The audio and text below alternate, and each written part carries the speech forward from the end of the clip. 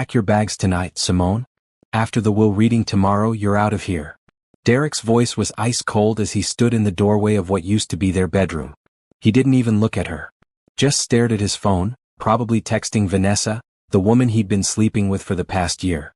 Simone sat on the edge of the bed, her hands folded in her lap. She didn't cry. She'd run out of tears weeks ago when she first discovered the affair. Now she just felt numb, watching her husband of 10 years treat her like garbage he couldn't wait to throw out. "Did you hear me?" Derek snapped, finally looking up. "Tomorrow morning, 9 o'clock. The lawyer reads Dad's will. I get everything and you get nothing.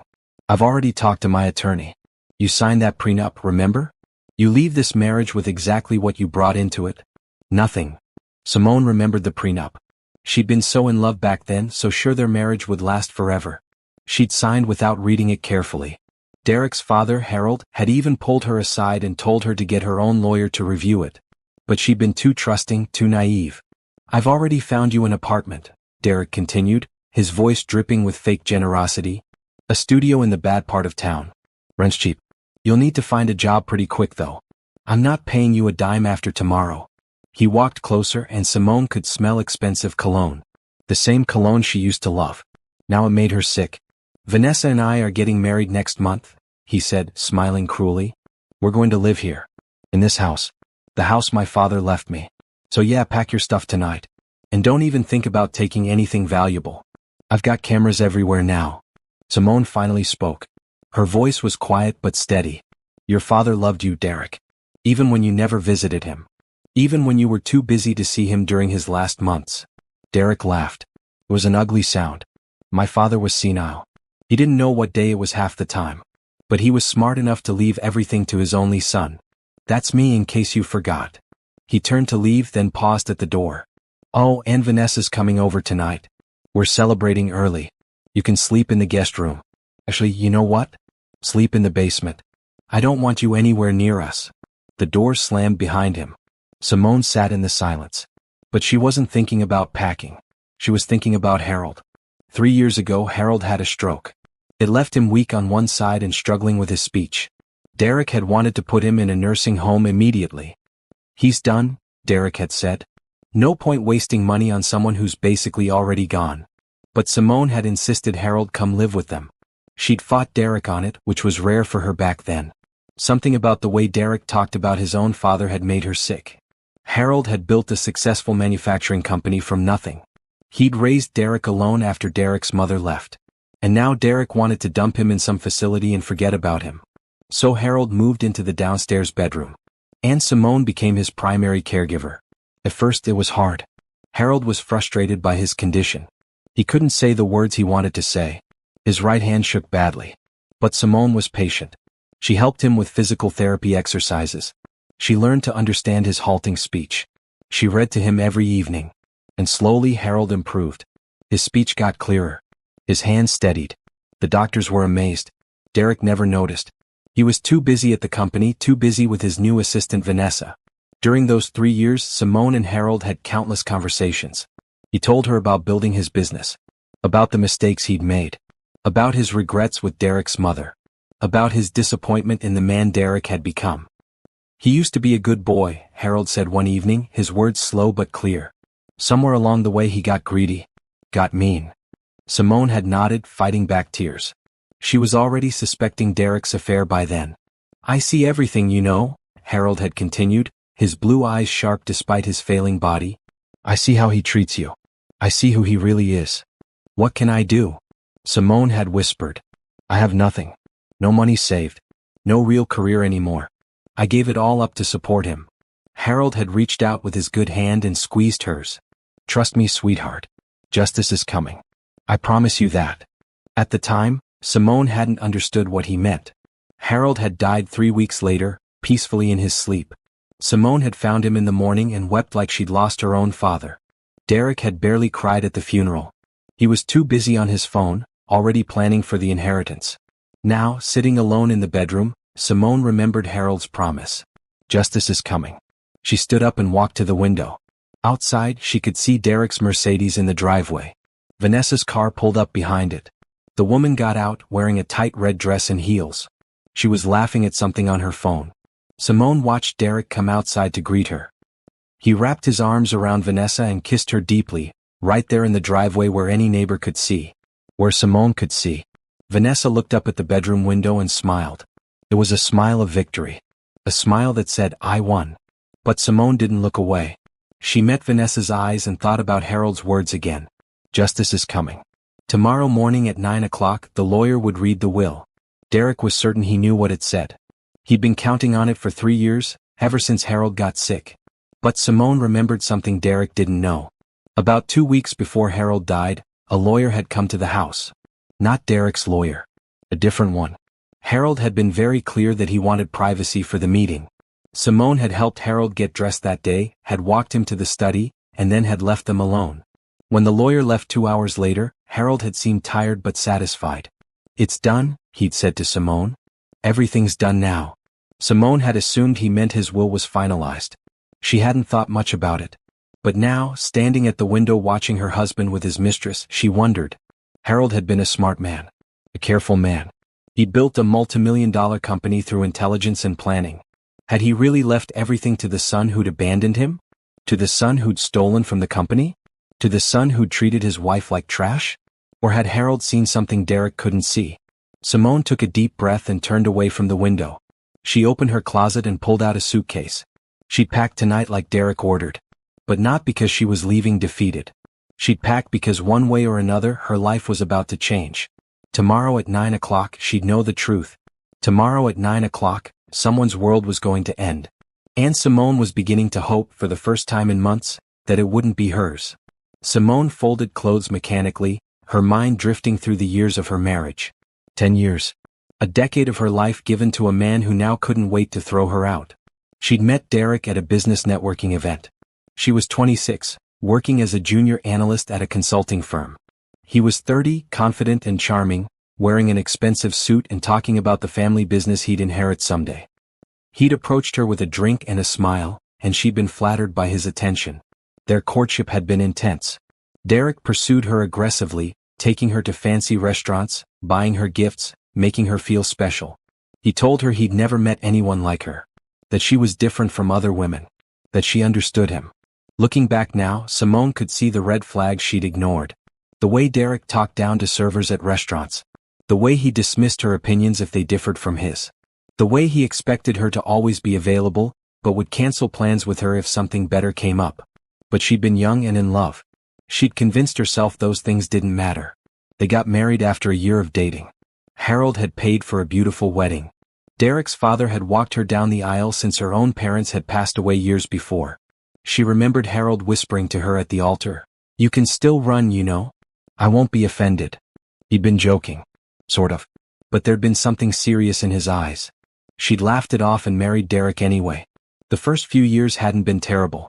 Derek worked long hours at the company, but so did most ambitious men, she told herself. She quit her job when he asked her to, agreeing that it made more sense for her to manage their home. They'd have children soon anyway, Derek said. But children never came. After 3 years of trying, they saw a fertility specialist. The problem was Derek's low sperm count.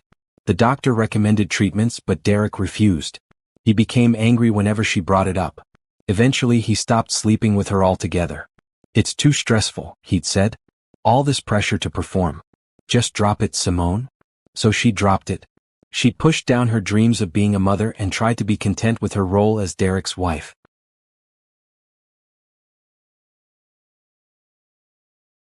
Then Harold got sick and everything changed. When Harold moved in, Derek's true colors emerged fully.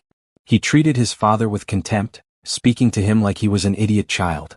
When Harold struggled to eat or dress himself in those early days after the stroke, Derek would mutter about how pathetic it was. Simone had been horrified.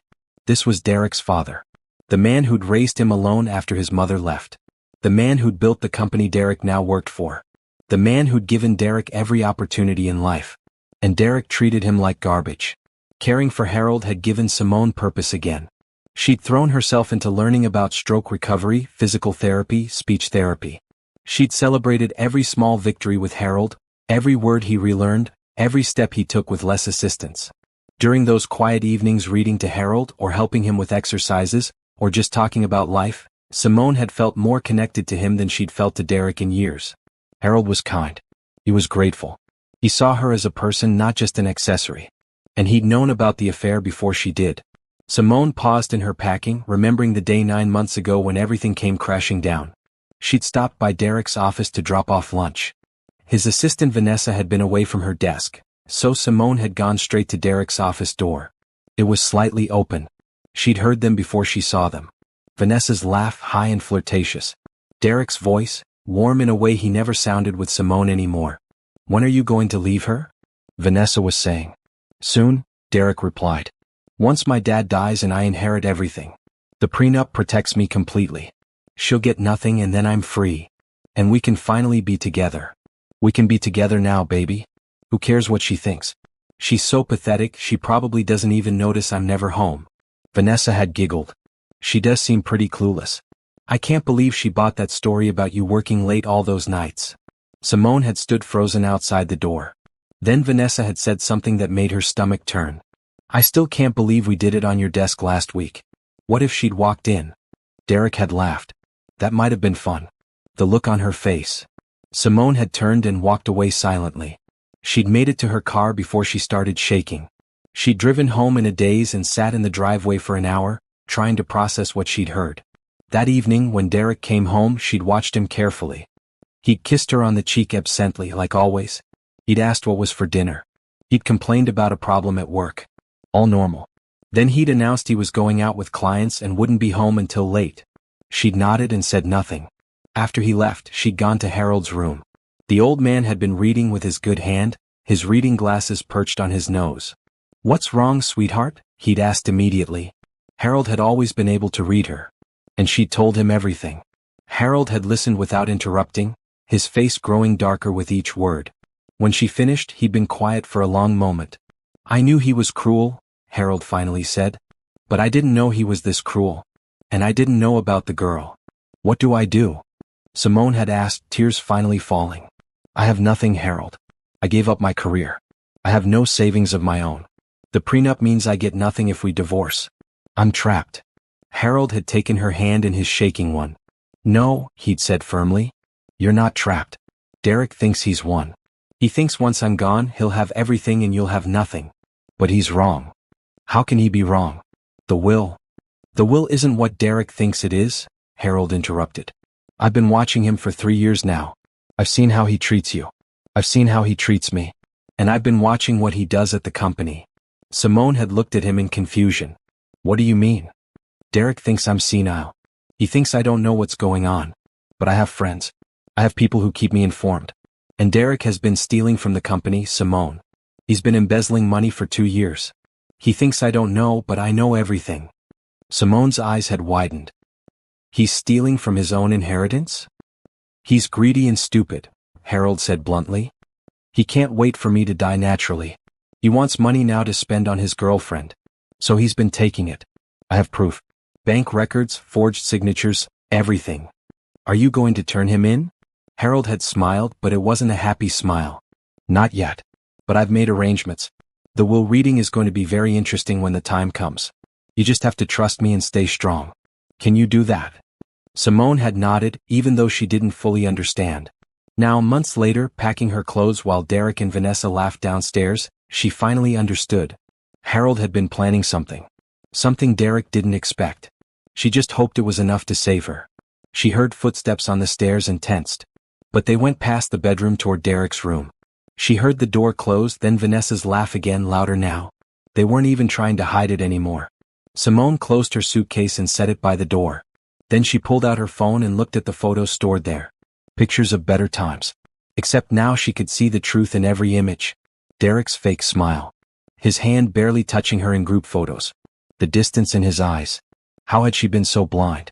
She deleted the photos one by one. That version of her life was over. That naive woman who'd believed in love and trust was gone. Tomorrow would reveal what came next. She thought about Harold's funeral just a month ago. Derek had given a short, emotionless eulogy about his father's business success. But when Simone had spoken, she talked about Harold's kindness, his humor, his strength. She talked about the man he really was. Afterward, Harold's lawyer, a man named Thomas Patterson, had approached her quietly. "Mrs. Bennet, I'll see you at the will reading," he'd said. 9 o'clock sharp. Don't be late. There'd been something meaningful in his tone. Something that made her pay attention. "I'll be there," she'd promised. He'd nodded and handed her his card. "If you need anything before then, call me. Day or night." Derek hadn't noticed the exchange.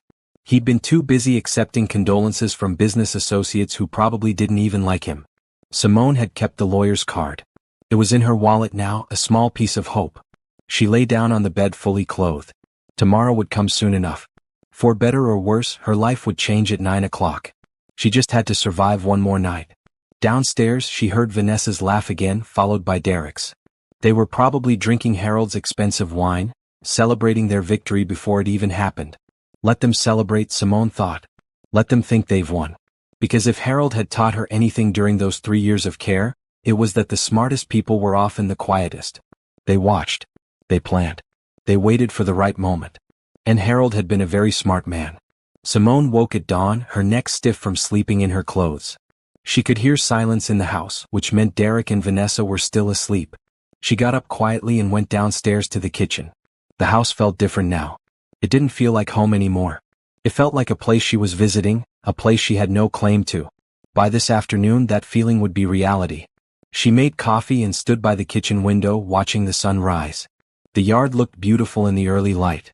She'd spent 3 years maintaining these gardens while caring for Harold. She'd planted roses by the fence because they were his late wife's favorite. She'd created a small vegetable patch that Harold could see from his bedroom window. All of it would belong to Derek and Vanessa soon. Unless Harold had done something. Simone's mind drifted back to the man she'd grown so close to over the past 3 years. The real Harold, not the senile invalid Derek believed him to be. The first real conversation she'd had with Harold was 2 weeks after his stroke, after he'd come to live with them. He'd been frustrated that day, struggling to make his mouth form words. The speech therapist had just left and Harold was exhausted. Simone had brought him water and helped him into his recliner by the window. "Take your time," she'd said gently. "There's no rush." Harold had looked at her with those sharp blue eyes and slowly, carefully, he'd managed to say, "Thank you." 2 words. But they'd meant everything. From that day forward, they'd built a routine. Every morning, Simone would help Harold with his exercises. Every afternoon, they'd take short walks around the garden, with Harold using his cane and Simone supporting his weak side. Every evening, she'd read to him. But it was the conversations in between that mattered most. As Harold's speech improved, he'd started telling her stories about his life. About immigrating to America as a young man with nothing but $50 and a dream. About working 3 jobs while going to night school. About starting his manufacturing company in a tiny rented warehouse. "I made bearings," Harold told her once, his words slow but clear. "Small metal bearings for machinery. Nothing glamorous. But I made them better than anyone else. And I kept my word. If I said a delivery would arrive Tuesday, it arrived Tuesday. If I said a part would last 10,000 cycles, it lasted 15,000. That's how you built the company," Simone had said. "That's how you build anything worth having," Harold replied. "Keep your word. Do quality work. Treat people fairly. Simple rules, but most people can't follow them." Derek certainly couldn't. Even before Harold's stroke, Derek had been cutting corners at the company. Using cheaper materials. Missing deadlines. Blaming others for his mistakes. Harold had known. He'd known everything. "Why did you make him vice president?" Simone had asked once, about 6 months after Harold moved in. By then, they were comfortable enough with each other for honest questions. Harold had sighed. "Because he's my son. I kept hoping he'd grow up. That he'd learn responsibility. But some people never learn. They just get better at hiding who they really are. You should have fired him." "I should have. But I'm a foolish old man who loves his son, even when that son doesn't deserve it." Simone had squeezed his hand. "You're not foolish." "We'll see," Harold had said mysteriously. Those conversations had taught Simone more about business than her college degree ever had. Harold had a wisdom that came from decades of real experience. He'd explain market trends, negotiation tactics, leadership principles. He'd tell her about deals he'd made and deals he'd walked away from. "The secret to negotiation," he'd said one evening, "is being willing to lose. If you're desperate, people smell it. But if you can walk away, you have all the power." Simone had absorbed everything. She'd started reading business books from Harold's library. She'd asked questions about the company, about the industry, about management. Harold had been delighted to have someone who actually cared. Derek never asked his father anything. He avoided Harold's room as much as possible. But Harold had eyes and ears everywhere. He'd confided in Simone about 3 months before he died that he'd hired a private investigator. I needed to know the truth, Harold had explained. About what Derek was doing at the company. About his personal life. I had suspicions, but I needed proof. What did you find? Simone had asked. Harold's face had darkened. Everything. The affair with his assistant. The embezzlement. The way he talks about you behind your back. The way he's planning to divorce you the moment I'm gone. Simone had felt tears sting her eyes, even though she'd already known about the affair by then. Hearing it confirmed by someone else had made it more real. I'm sorry, sweetheart, Harold had said. You deserve so much better than my son. What are you going to do? I'm going to make sure you're taken care of, Harold had promised. Derek thinks he's smart. He thinks he's fooled everyone. But he's not smart. He's just cruel. And cruelty isn't the same as intelligence. A week later, Harold had called his lawyer, Thomas Patterson. Not the family lawyer Derek knew about, but Harold's personal attorney. The man had come to the house on a Tuesday afternoon when Derek was at work. Simone had helped Harold get ready for the meeting, dressing him in his good shirt and helping him to the study. Before she left them alone, Harold had reached for her hand.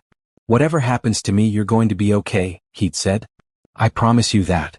I'm more worried about you, Simone had replied. Don't be. I've lived a good long life. I've built something that matters. And now I'm going to make sure it goes to someone who'll appreciate it. The meeting had lasted 2 hours. When Thomas Patterson left, he nodded respectfully to Simone but said nothing. Attorney-client privilege. After that day, Harold had seemed lighter. Happier. Like a weight had been lifted. He'd spent his remaining weeks sharing more stories with Simone, teaching her everything he could about the business, about life, about being strong. One of their last conversations, just 3 days before he died, had stayed with Simone constantly. They'd been in the garden, sitting on the bench under the oak tree. The afternoon was warm, and Harold had been tired but content. You're a good person, Simone, he'd said suddenly. You know that, right? I don't know. I feel like I've made so many mistakes. Marrying my son wasn't a mistake. It was a miscalculation. There's a difference. You loved him based on who you thought he was. That's not your fault. I should have seen what he really was. Love makes us blind sometimes. But you're not blind anymore, are you? Simone had shaken her head. Good. Because what's coming next is going to require you to be very strong. Stronger than you think you can be. What's coming next? Harold had smiled. Justice. The kind that can't be undone or contested. The kind that's built on truth and law. Derek thinks he's won. But he's about to learn a very expensive lesson about underestimating people. I don't understand. You will. So, just remember what I've taught you. About business. About standing firm. About knowing your worth. You're worth more than Derek ever understood. And I'm going to prove it. 3 days later, Harold had died peacefully in his sleep. Simone had found him in the morning, his face calm, his body finally at rest. She'd wept then and she wept now, standing in the kitchen with her coffee. She'd loved Harold like a father. He'd been more family to her in 3 years than Derek had been in 10. The clock on the wall showed 7:30. An hour and a half until the will reading. Simone went upstairs to shower and change. She chose a simple black dress, professional but not flashy. She put on minimal makeup and tied her hair back. She wanted to look composed no matter what happened. When she came back downstairs, Derek was in the kitchen making coffee. He looked at her coldly. You look nice, he said. Trying to make a good impression on the lawyer? Won't matter. The will is ironclad. Simone said nothing. She just picked up her purse. Where's your suitcase? Derek asked. I told you to pack. It's by the door. Just like you asked. Derek nodded, satisfied. Good. Patterson's office is downtown. We should leave by 8:30. Where's Vanessa? Still asleep in your room, I assume. Derek had the decency to look slightly uncomfortable. Only slightly. She's coming to the will reading. That's inappropriate. I don't care what you think is appropriate. She's part of my life now. Get used to it. Simone turned away before he could see the look on her face. Not anger. Not sadness. Something else. Something harder. She thought about Harold's words. About being strong. About knowing her worth. In 90 minutes, everything would change. She was ready. Actually, Simone realized she needed to correct her memory. Last night hadn't been just any night. It had been calculated cruelty. After Derek told her to pack, after he'd informed her Vanessa was coming over, Simone had taken her small bag to the basement as instructed. The basement wasn't finished. It was cold concrete and exposed pipes, with an old couch and a space heater that barely worked. Derek had never asked her to sleep there before. This was a new level of disrespect. She'd sat on that couch for 20 minutes, staring at nothing before she heard them arrive upstairs. Not just Vanessa's voice. Multiple voices. Derek had invited people over. A party. Simone had climbed the basement stairs and cracked open the door. Through the gap she could see into the living room. Derek, Vanessa, and 4 other people from Derek's office. They had wine, expensive cheese, and they were laughing. "This is my house," Derek was saying, gesturing grandly. "Well, it will be officially tomorrow. Dad's will gets read at 9. "I can't believe the old man finally kicked it," one of Derek's friends said, a guy named Brett who Simone had never liked. "Took him long enough." Everyone had laughed. Laughed about Harold's death. Simone's stomach had turned. "So you're really kicking out the wife?" Brett asked. "That's cold, man. Why should I keep her around?" Derek had responded. "She's useless. No job, no money, nothing to offer. Meanwhile, I've got Vanessa who actually understands me." Vanessa had smiled and kissed him. "Plus, I look way better in a dress." More laughter. "Where is the wife anyway?" someone asked. "Basement," Derek said casually. "I told her to sleep down there tonight. Didn't want her ruining our celebration." The group had erupted in laughter and shock. "You made your wife sleep in the basement?" Brett's girlfriend had asked, sounding uncertain. "She's not my wife after tomorrow," Derek said. "She's just a woman I'm evicting." Simone had closed the door silently and gone back to the couch. She'd wrapped herself in an old blanket and tried to block out the sounds from upstairs. The music. The laughter. The celebration of her destruction. But she couldn't sleep. So she'd spent the night thinking about everything Harold had told her. Every lesson. Every promise. Around 2 in the morning she'd heard footsteps on the basement stairs. The door had opened and Vanessa had appeared, clearly drunk. "Oh, you're still here," Vanessa had said, her words slurring slightly. "I thought maybe you'd left already." Simone had said nothing. "You know, I almost feel bad for you," Vanessa continued, leaning against the doorframe. "Derek says you used to be pretty. Hard to see it now. You look so worn out." "You should go back upstairs," Simone had said quietly. "What? This is going to be my house tomorrow. I can go wherever I want." Vanessa had walked further into the basement, looking around with distaste. "God, this is depressing. Did Derek really make you sleep down here? That's harsh even for him. Vanessa, please go." But Vanessa had sat down on the other end of the couch, studying Simone with drunken curiosity. "Can I ask you something? Why did you stay? I mean, you had to know Derek didn't love you anymore. It's been obvious for years. Why didn't you just leave?" Simone had looked at this woman who'd helped destroy her marriage. This woman who'd had an affair with a married man and felt no guilt about it. "I stayed because I took my vows seriously," Simone had said. "I stayed because I believed in commitment. I stayed because I was taking care of Derek's father and someone needed to do it. I stayed because I'm not a person who runs when things get hard." Vanessa had laughed. "And look where that got you. Sleeping in a basement while your husband parties upstairs with his new girlfriend. Maybe running wouldn't have been such a bad idea." "Maybe you're right," Simone had said. "But at least I can live with myself." "Can you?" Vanessa's face had hardened. "I'm not the villain here. Derek and I are in love. You were just in the way. If you'd been a better wife, he wouldn't have looked elsewhere. If Derek wanted a better wife, he should have been a better husband." "Whatever helps you sleep at night," Vanessa had said, standing up unsteadily. "Or not sleep, I guess, since you're in a freezing basement. Anyway, see you at the will reading tomorrow." "Oh wait, no I won't. Derek said you're not invited to the post-reading celebration we're having. Just the will reading, then you're out." Vanessa had stumbled back up the stairs, laughing to herself. Simone had sat in the dark for a long time after that. She'd thought about Harold. About the life she'd built that was crumbling around her. About the woman she used to be and the woman she was becoming. She'd thought about justice. Around 4 in the morning she'd finally dozed off, her dreams full of Harold's voice saying, "Trust me, sweetheart. Justice is coming." Now, standing in the kitchen with Derek, those words echoed again. 1 hour until the will reading. 60 minutes until she found out if Harold's promise had been real.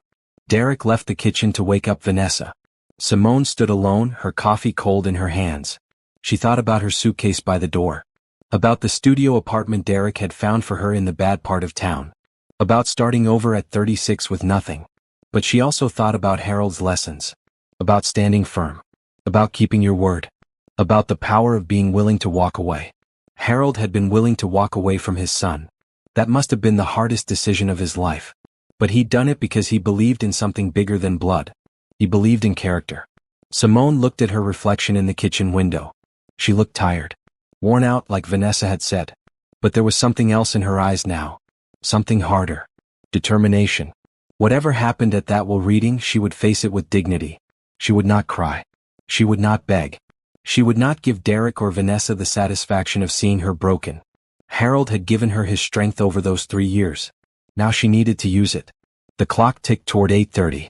Derek and Vanessa came downstairs, both dressed for the occasion. Derek in his best suit. Vanessa in a tight red dress that was completely inappropriate for a will reading. Ready? Derek asked Simone. Yes. Good. Let's get this over with. We have lunch reservations at 1. Me and Vanessa. To celebrate. They walked out to Derek's car.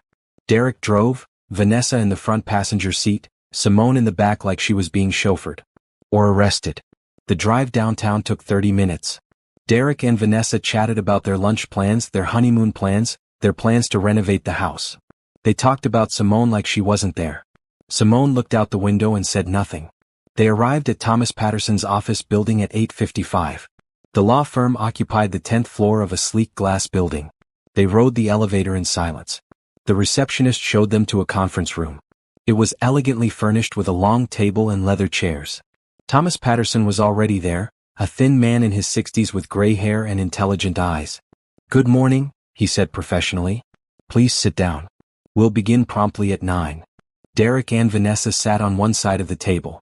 Simone sat on the other side, separated from them by distance and so much more. Patterson opened his briefcase and pulled out several folders. He glanced at Simone and for just a second, something passed across his face. Not quite a smile, but something. Simone's heart began to beat faster. The clock on the wall showed 9 o'clock. Let's begin, Thomas Patterson said, opening the first folder. And Simone's life changed forever. Thomas Patterson adjusted his glasses and looked at each of them in turn. Derek sat back in his chair, confident and relaxed. Vanessa had her hand on Derek's arm, possessive and smug. Simone sat straight, her hands folded in her lap. The last will and testament of Harold Eugene Bennett, Patterson began, his voice formal and measured. Executed on March 15th of this year, witnessed and notarized according to all legal requirements of this state. Derek smiled. March 15th. That was just 2 weeks before Harold died. Perfect timing, Derek probably thought. Clear mind, clear intentions. Before I begin reading the specific bequests, Patterson continued, I need to inform you that this document contains several unusual elements. Mr. Bennett was very specific about how he wanted this reading conducted. I'm required to read the entire document without interruption. You'll have time for questions afterward. Just get on with it, Derek said impatiently. We all know what it says. Patterson gave Derek a long look. Do you? Something in his tone made Derek shift slightly. But his confidence didn't waver. Dad and I discussed this years ago. Everything goes to me. I'm his only child. We'll see, Patterson said and began reading. I, Harold Eugene Bennett, being of sound mind and body, do hereby declare this to be my last will and testament. I hereby revoke all previous wills and codicils. Standard opening. Derek nodded along. First, I want to address the nature of this document. Some people may question my mental competency, given my stroke 3 years ago. To address this concern directly, I have included video recordings of my meetings with my attorney, Thomas Patterson, showing my clear understanding of these decisions. I have also included a letter from my physician, Dr. Richard Chin, attesting to my mental clarity. Derek frowned slightly. This was more defensive than necessary. Why would Dad need to prove his competence? Patterson continued. Second, I want to state clearly that I have been fully aware of everything happening in my company and in my household for the past 3 years. Despite what some may have believed, my stroke affected my mobility and speech, not my mind. I have watched. I have listened. I have documented. The room grew quieter. Derek's smile faded. Third, before I distribute my assets, I must address several matters that have come to my attention. Patterson pulled out another folder. For the past 2 years, My son Derek Bennett has been embezzling money from Bennett Manufacturing. The total amount stolen is approximately $850,000. Derek shot to his feet. That's a lie. Sit down, Mr. Bennett, Patterson said firmly. You'll have time to speak later. I'm not sitting here and listening to these insane accusations. My father was senile. This will is obviously. Your father wasn't senile, Patterson interrupted. And I have proof. Bank records showing wire transfers to an offshore account in your name. Forged authorization documents with your signature. Email communications with your accomplice at the company. Security footage of you accessing files you weren't authorized to access. Should I continue? Derek's face went white. He sat down slowly. Vanessa was staring at him. Derek? What is he talking about? Shut up, Derek hissed. Patterson continued reading. I have reported these crimes to the proper authorities. Criminal charges are pending. This is not vengeance. This is justice. I built my company through honesty and hard work. Watching my son steal from it has been the greatest disappointment of my life. Simone felt her heart pounding. Harold had actually done it. He'd turned Derek in. Fourth, Patterson read, I must address my son's personal conduct. For the past 18 months, Derek has been having an affair with his assistant, Vanessa Price. Vanessa gasped. Her hand flew off Derek's arm. This affair has been conducted with astonishing carelessness. In my own house. With complete disregard for Derek's marriage vows or his wife's feelings. I have video evidence, witness statements, and documented proof of this affair. How? Derek demanded. How could you possibly? Your father hired an investigator, Patterson said simply. A very thorough one. Derek slumped in his chair, the confidence draining from his face. Now, Patterson said, we come to the distribution of assets. This is where things get interesting. He pulled out a new document. The following is my son Derek's inheritance. Derek sat up slightly, a flicker of hope in his eyes. To my son Derek Bennett, I leave the sum of $1. Silence crashed into the room like a physical force. What? Derek whispered. $1, Patterson repeated. Your father was very clear. As his only biological child, he legally had to leave you something. So he left you $1. That's your inheritance. No, Derek said, his voice rising. No, that's not possible. Everything else, the company, the house, the money, goes to someone else, Patterson finished. Derek's face went from white to red. Oh, he has no other children. His siblings are dead. Who gets my inheritance? Patterson looked directly at Simone. Your wife. The world stopped spinning. Simone couldn't breathe, couldn't think, couldn't process what she just heard.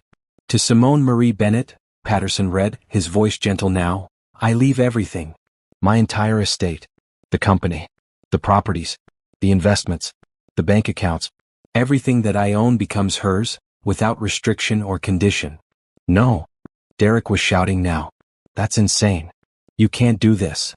It's already done, Patterson said.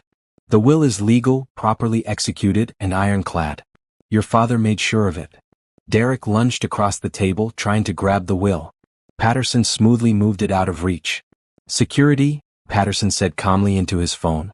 She manipulated him. Derek screamed. She took advantage of a sick old man. This will should be thrown out. Your father anticipated that accusation, Patterson said. He pulled out a tablet and pressed play. Harold's face appeared on the screen.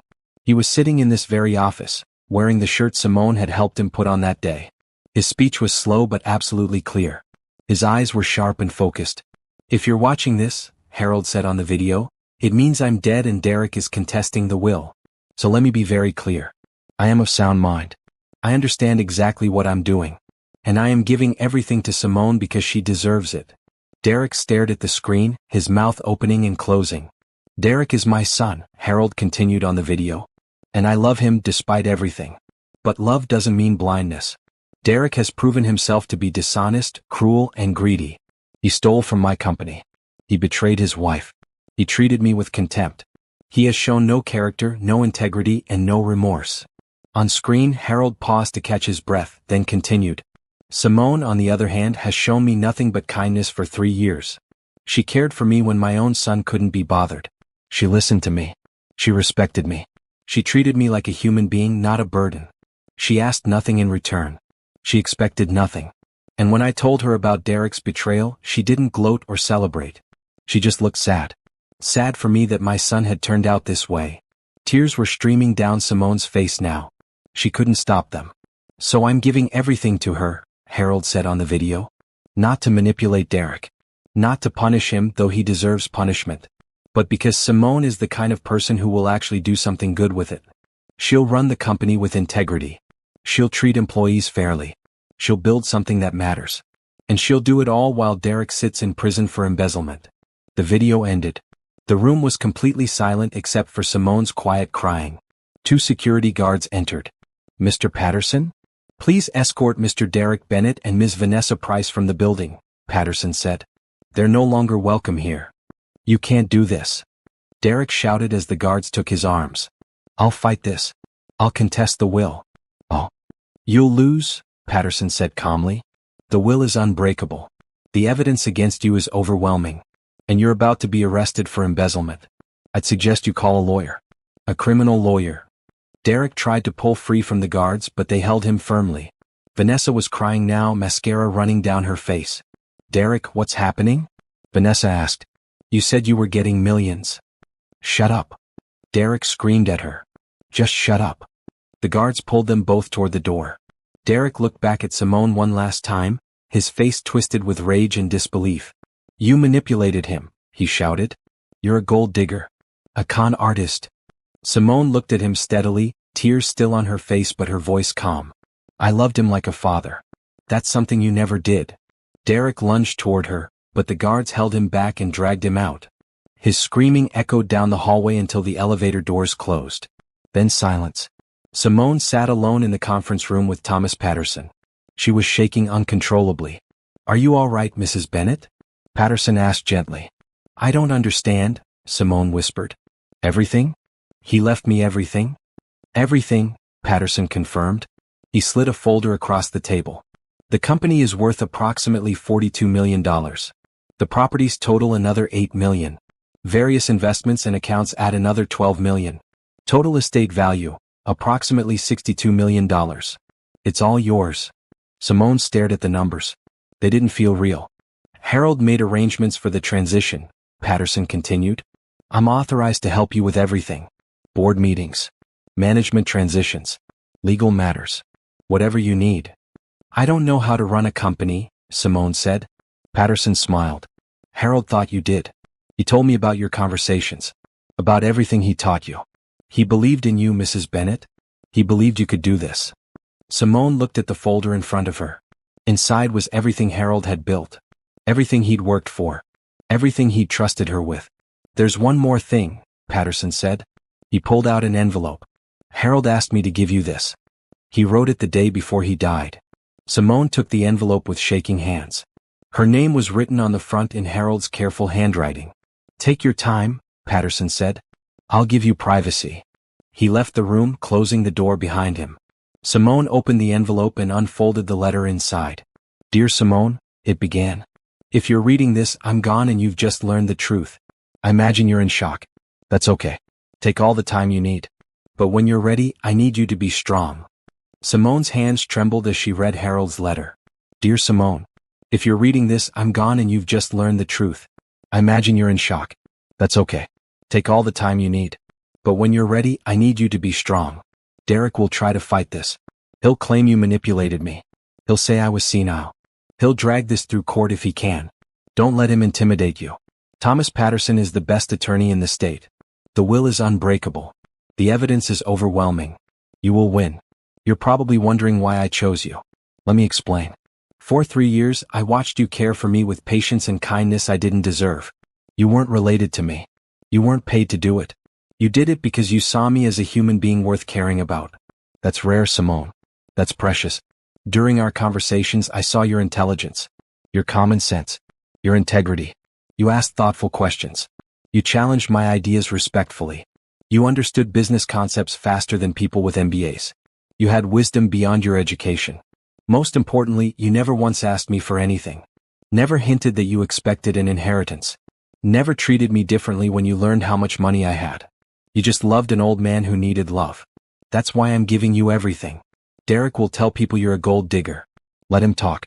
The people who matter will see the truth. Now here's what I need you to do. First, take care of yourself. Get a good therapist. Process everything that's happened. Grieve the marriage you thought you had. Mourn me if you want to, though I hope you'll remember me with happiness, not sadness. Second, learn the business. I've left you materials in a safe deposit box. Business plans, client lists, company history. Study it all. Talk to the good employees. I've left you a list of who to trust. Fire the people who helped Derek steal. Clean house. Third, don't try to save Derek. I know you have a kind heart. You might be tempted to drop the charges to give him another chance. Don't. Derek needs to face consequences. It's the only way he might ever learn.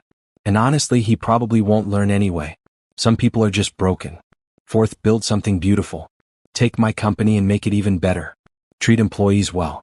Serve clients honestly. Build something you can be proud of. Fifth, and this is important, live your life. You're only 36. You have decades ahead of you. Don't spend them alone. Find someone who sees your worth. Have adventures. Be happy.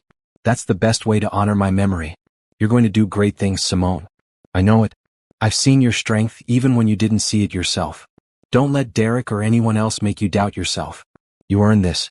Not through manipulation or seduction, but through being a genuinely good person in a world that doesn't have enough of those. I'm proud of you. I'm grateful I got to know you. And I'm excited to see what you do with the opportunities ahead, even if I won't be there to see it. Thank you for making an old man's last years meaningful. With love and respect, Harold. Simone read the letter 3 times, crying through each reading. Harold's voice was so clear in the words. She could hear his cadence, his warmth, his humor. Finally, she folded the letter carefully and put it back in the envelope. She wiped her eyes and took several deep breaths. Then she stood up, walked to the door and opened it. Thomas Patterson was waiting in the hallway. "Are you ready to begin?" he asked. "Yes," Simone said, her voice steady now. "Tell me everything I need to know." They spent the next 3 hours going through documents. Patterson explained the company structure, the board of directors, the key employees, the major clients. He showed her financial statements, property deeds, investment portfolios. It was overwhelming.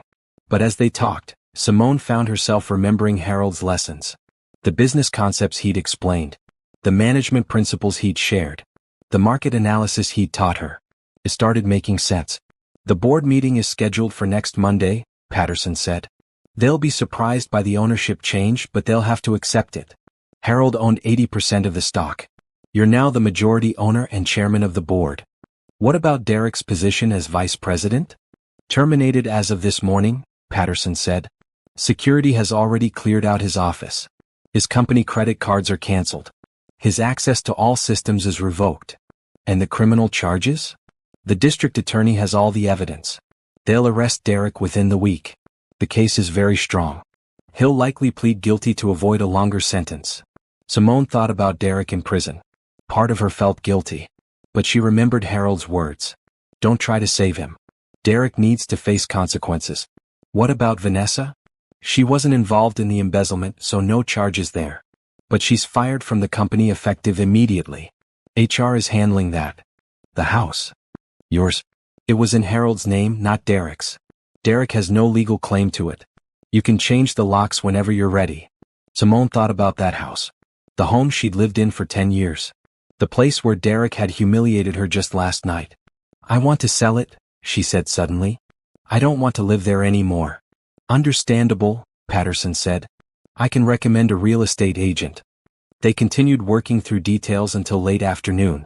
Patterson's secretary brought them lunch, which Simone barely tasted. Her mind was spinning with information, plans, fears, and possibilities. Finally, around 4 o'clock, Patterson closed the last folder. "That's enough for today," he said. "You're probably exhausted." "I am," Simone admitted. "Where are you staying tonight? Do you need hotel recommendations?" Simone hadn't thought about that.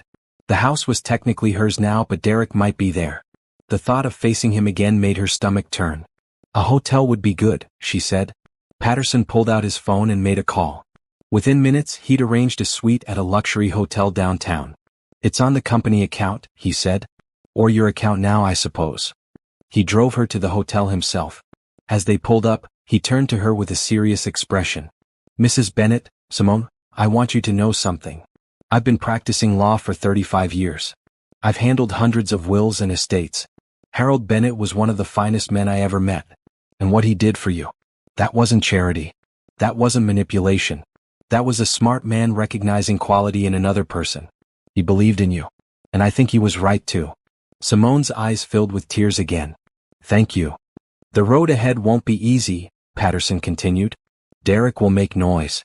People will gossip. You'll face challenges at the company. But you're tougher than you think. Harold saw that.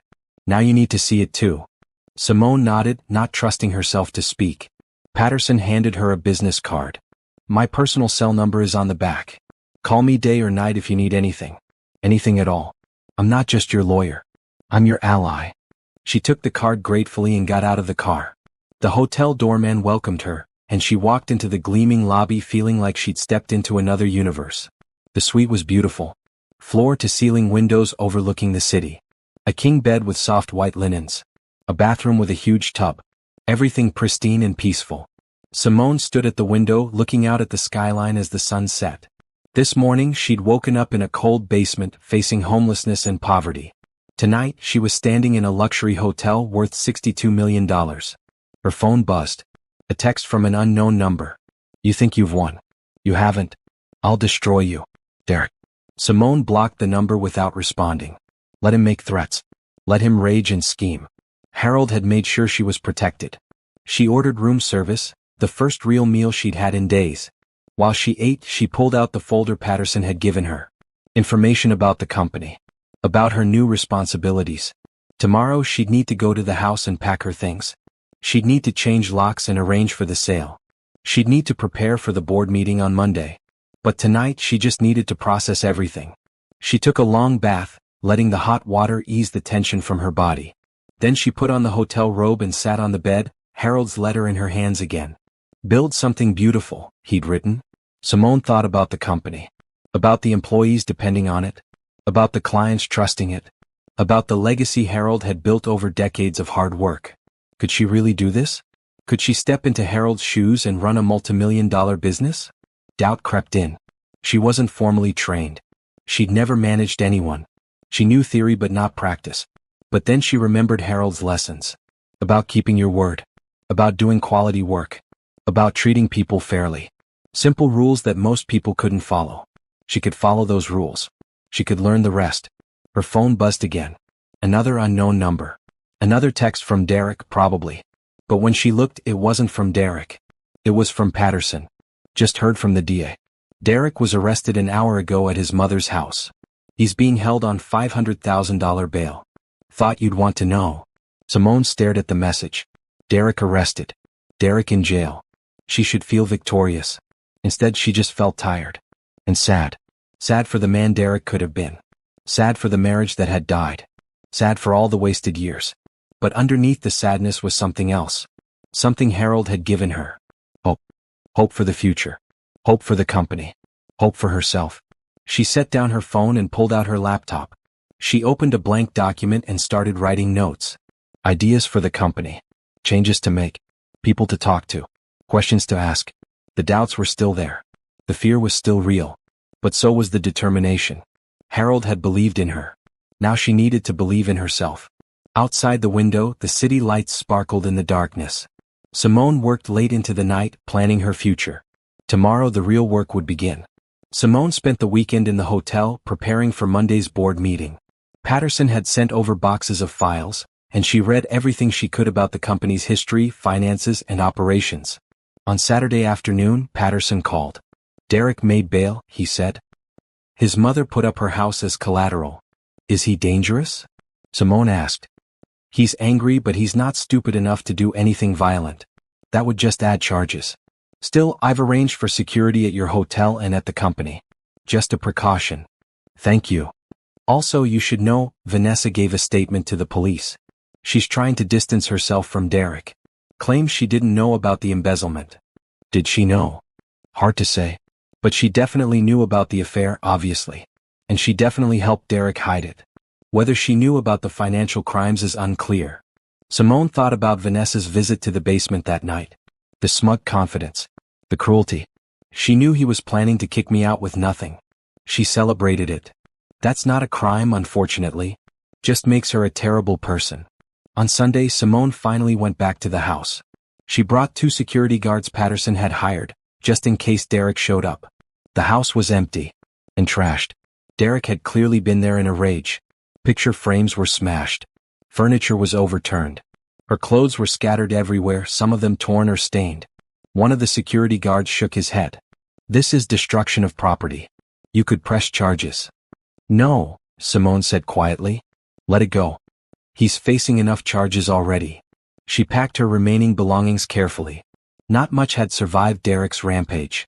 Most of her clothes, her books, her personal items, all ruined. But she found the things that mattered. A photo album with pictures of her parents who died years ago. A jewelry box her mother had given her. Some letters from old friends. She also went to Harold's room. It looked untouched.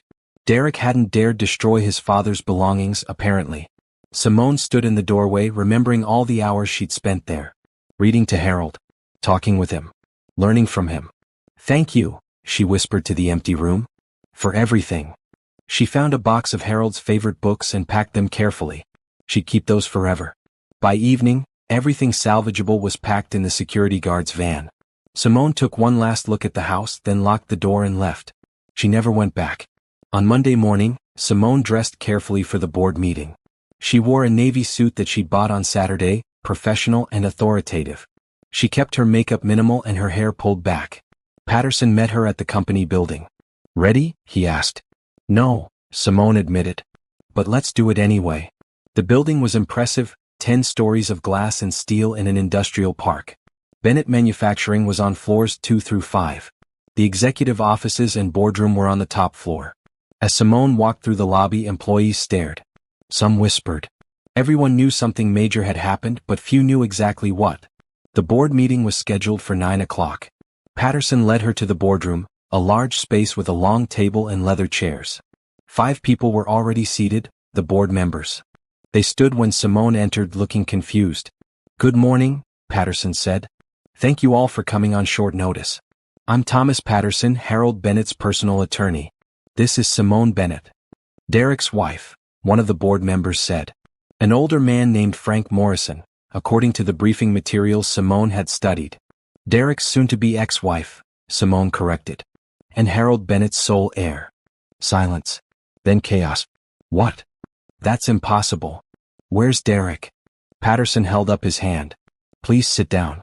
I'll explain everything." For the next 30 minutes, Patterson laid out the situation. Harold's will. Derek's embezzlement. The criminal charges. Simone's new position as majority shareholder and chairman of the board.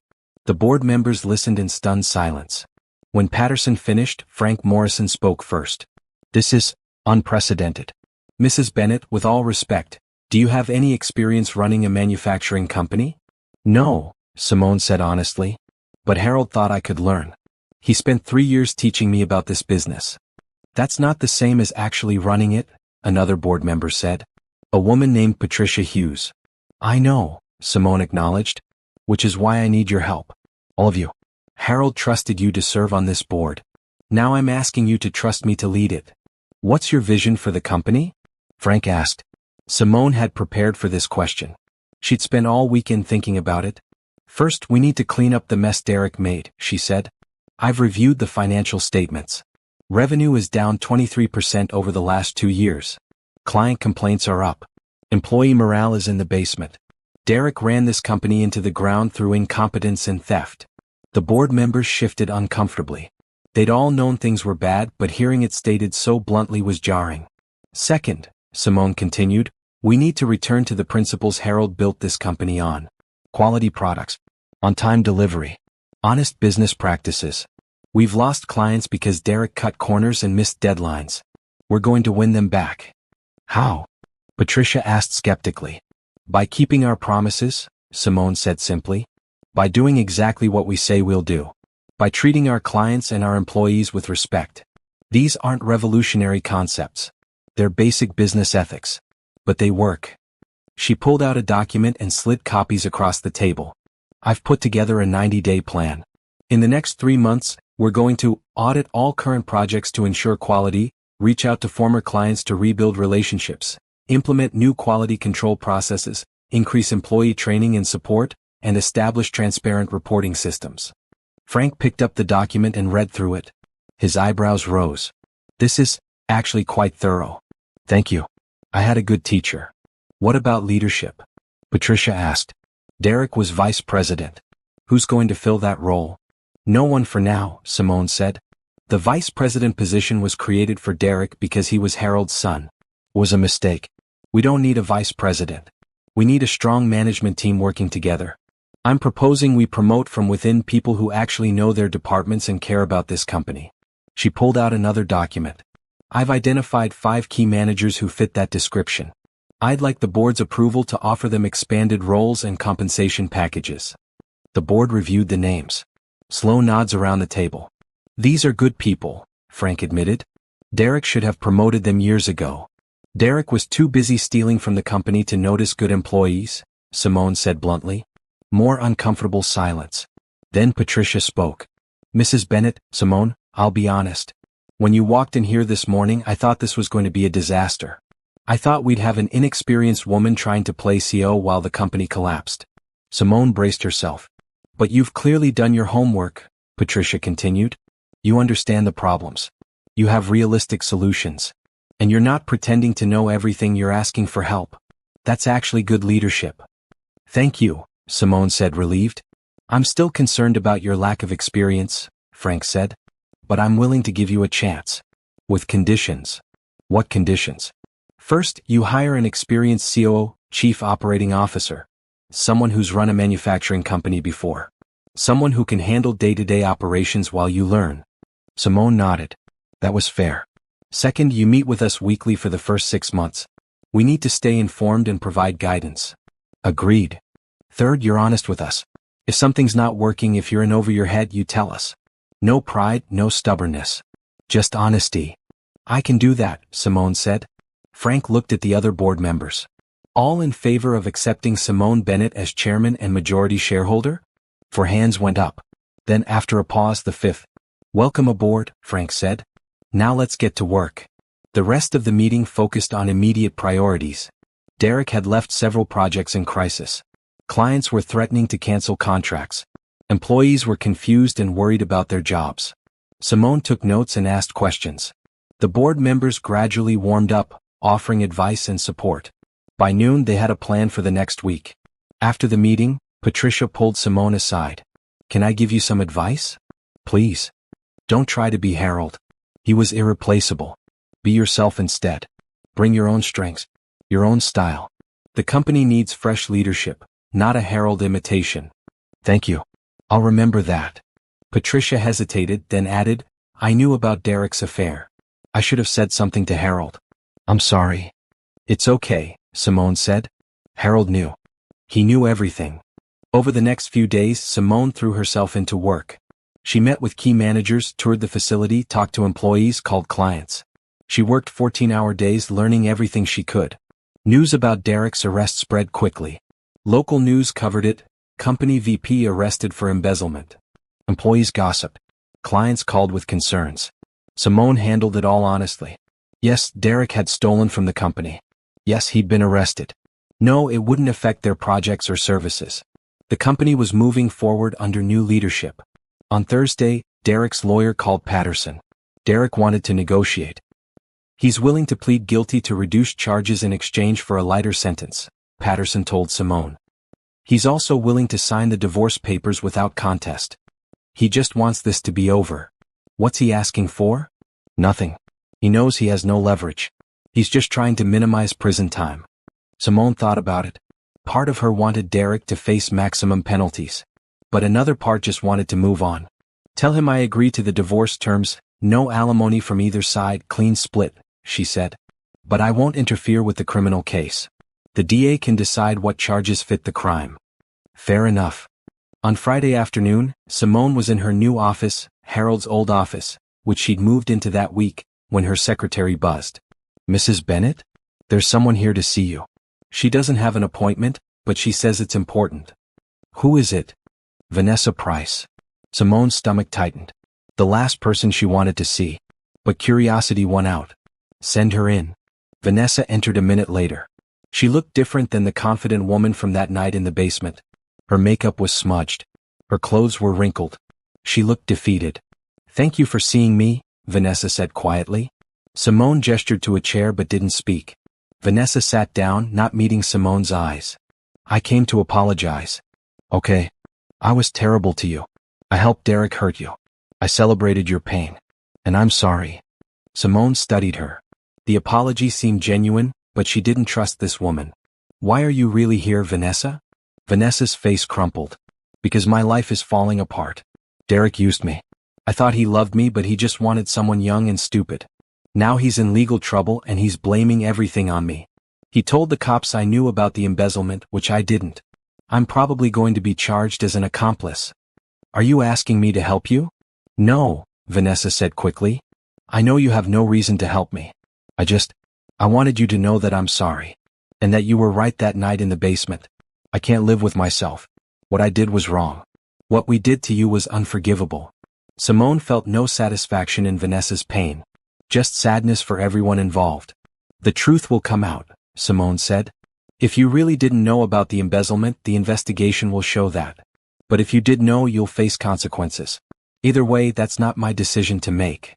Vanessa nodded, tears rolling down her face. "I know. I just wanted to apologize. For whatever it's worth."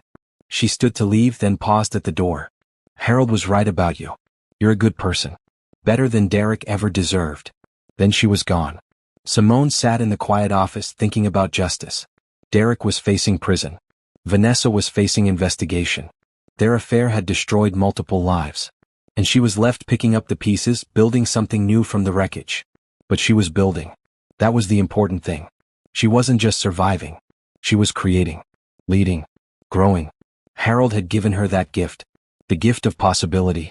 She looked at his photo on her desk, a picture of him smiling, healthy and strong from years before the stroke. "I'm trying," she whispered to the photo. "I'm really trying."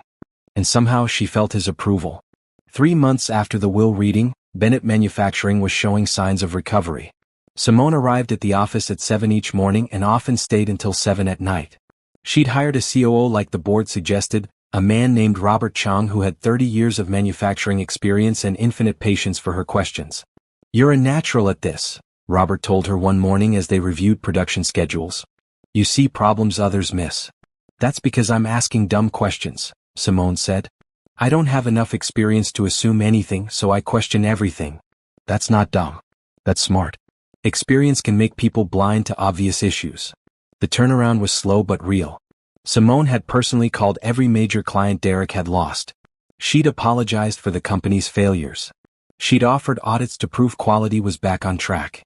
She'd negotiated new contracts with better terms. Some clients hung up on her. But most listened. And several came back. "You're not what I expected," one client told her during a facility tour. "Derek always talked about his wife like you were some housewife who didn't understand business." "Derek was wrong about a lot of things," Simone had replied. The employees were responding well too. Simone made a point of walking the factory floor daily, talking to workers, listening to concerns. She'd implemented several suggestions from line workers that improved efficiency. She'd increased wages for the lowest paid employees. She brought back the annual company picnic that Derek had canceled. "People are smiling again," the floor manager told her. "That hasn't happened in years." But challenges remained. The company's reputation had been damaged by Derek's mismanagement. Some suppliers were demanding cash up front instead of extending credit. One major contract was still in jeopardy, with the client threatening to leave if quality didn't improve immediately. Simone spent a whole week personally overseeing that project. She met with the engineering team daily. She reviewed every specification. She watched production runs herself. And when problems arose, she worked with the team to solve them rather than blaming anyone. The contract was saved. The client was impressed. And word spread in the industry that Bennett Manufacturing was serious about quality again. Meanwhile, Derek's legal situation worsened. His lawyer had negotiated a plea deal, 6 years in prison for embezzlement, with possibility of parole after 4. Derek had taken the deal to avoid a trial that might result in 10 years or more. Patterson called Simone with the news. "He'll be sentenced next week. The divorce will be finalized at the same time." "Good," Simone said. She didn't feel happy about it. Just relieved that the chapter was finally closing. "Derek's mother called me," Patterson added. "She wants to meet with you." Simone was surprised. She'd met Derek's mother Carol a few times over the years. Carol had always been cold to her, clearly preferring to pretend her son's marriage didn't exist. What does she want? She didn't say. But she was polite. And she said it was important. Against her better judgment, Simone agreed to meet. They arranged to have coffee at a quiet cafe downtown. Carol Bennett was waiting when Simone arrived. She was in her 60s, well-dressed but tired-looking. She stood when Simone approached. "Thank you for coming," Carol said. They sat down with their coffee, awkward silence between them. Finally, Carol spoke. "I owe you an apology. Several apologies, actually." Simone waited. "I knew Derek was having an affair," Carol said quietly. "I knew he was treating you badly. And I said nothing. I told myself it wasn't my business. That marriages work themselves out. But the truth is, I didn't care enough to intervene. You weren't important to me. Why are you telling me this now?" "Because I was wrong. About everything." Carol looked down at her coffee. "Harold tried to talk to me about Derek. Tried to tell me our son had problems. But I didn't want to hear it. I thought Harold was just being difficult. Jealous because Derek was young and successful." "Harold wasn't jealous," Simone said firmly. "He was heartbroken. His son turned into someone he didn't recognize." Carol nodded, tears in her eyes. "I know that now. And I'm sorry I didn't see it then. I'm sorry I didn't support Harold. I'm sorry I didn't support you." "What do you want from me, Carol?" "Nothing. I don't deserve anything from you. I just wanted you to know that you were right. You were always right. And Derek was wrong. And I failed as a mother because I raised a man who could treat someone the way Derek treated you." Simone felt a wave of unexpected compassion. Carol wasn't making excuses. She wasn't asking for forgiveness. She was just stating facts. "You didn't fail completely," Simone said. "Derek made his own choices. You can't control that." "Maybe. But I could have taught him better values. I could have held him accountable. I didn't. And now he's going to prison." They sat in silence for a moment. "How is he doing?" Simone asked, surprising herself. "Angry. Bitter. Blaming everyone but himself." Carol shook her head. "He calls me from jail and rants about how you stole his inheritance. How his father was senile. How the justice system is corrupt. He's learned nothing." "I'm sorry." "Don't be. You're not responsible for Derek's failures. Neither am I really, though I contributed. Derek is responsible for Derek." Carol pulled out an envelope. "I found this in Harold's things when I was cleaning out his storage unit. It's addressed to you. He must have written it years ago and forgotten about it." Simone took the envelope carefully. Her name was on it in Harold's handwriting, but the paper was yellowed and old. "Thank you for bringing this." Carol stood to leave. "I know you're running the company now. I hear you're doing well. Harold would be proud." "Thank you." "And Simone? If you ever need anything, and I know you won't, but if you do, you can call me. I may not have been a good mother-in-law, but I'd like to try being a decent human being moving forward." She left before Simone could respond. Simone sat alone with the mysterious envelope. She opened it carefully and found a single page, dated 7 years earlier, just after she married Derek. "Dear Simone, if you're reading this, something has gone very wrong with Derek. I hope you never have to read it. But just in case, I wanted you to know something. I see how Derek treats you sometimes. The small cuts. The dismissive comments. The way he doesn't listen when you talk. I see it and it worries me. You're a smart woman. A kind woman. You deserve better than my son is giving you. If things get worse, if Derek becomes cruel or abusive, please leave him. Don't stay out of obligation to me. Don't stay because you think it's the right thing to do. Just leave. You are worth more than whatever pain Derek might cause you. I hope I'm wrong. I hope Derek becomes the man I raised him to be. But if he doesn't, please remember, you have value beyond your marriage. You have worth beyond your relationship to my family. Be strong. Be brave. Be yourself. With admiration and hope, Harold." Simone read the letter twice, her vision blurred by tears. 7 years ago, Harold had already seen the problems. Already worried about her. Already valued her. She carefully folded the letter and put it in her purse. Another treasure from Harold. Another gift. That evening, Simone worked late on a proposal for a new client. It was almost 9 when Robert knocked on her door. "Go home," he said. "You're going to burn yourself out. Just finishing this proposal. It can wait until tomorrow. You've been here 14 hours. Simone looked up at him. Robert had become not just a colleague but a friend. He reminded her a bit of Harold, calm, wise, unflappable. "Can I ask you something?" she said. Of course.